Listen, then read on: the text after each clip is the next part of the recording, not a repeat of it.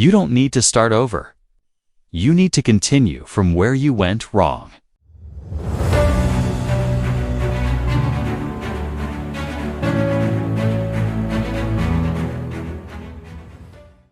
Many people, after abandoning something, a job, a passion, a personal plan, often wait until they feel ready before declaring they will start again.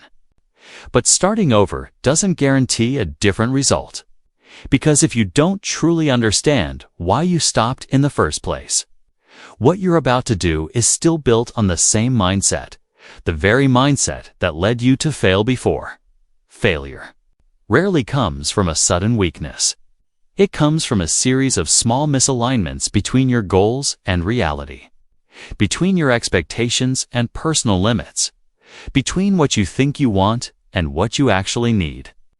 When you don't look deeply enough, it's easy to mistake the cause.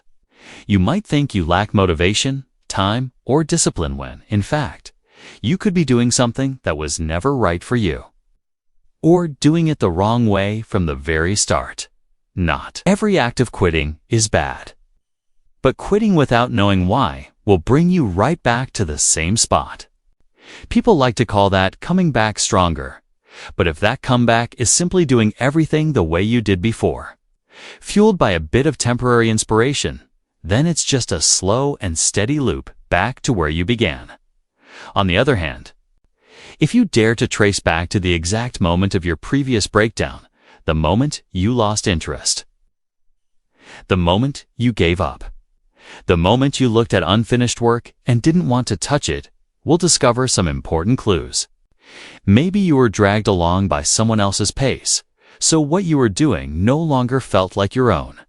Maybe you set the bar too high for the early stage, so you got discouraged before seeing any progress. Or maybe, on a deeper level, you were afraid that you might actually be good, but not as good as you imagined, so you'd rather not try than try and find out you fall short. Those breaking points are not meaningless. They are red underlines in your mental operating system. If you don't make use of them, you'll be forced to relearn the same lesson in a different form, costing you more time and possibly more pain. But if you're brave enough to analyze them, each slip becomes a precise calibration for your inner system. No one needs to be moving forward all the time. But if you have stopped, you must learn something before you continue.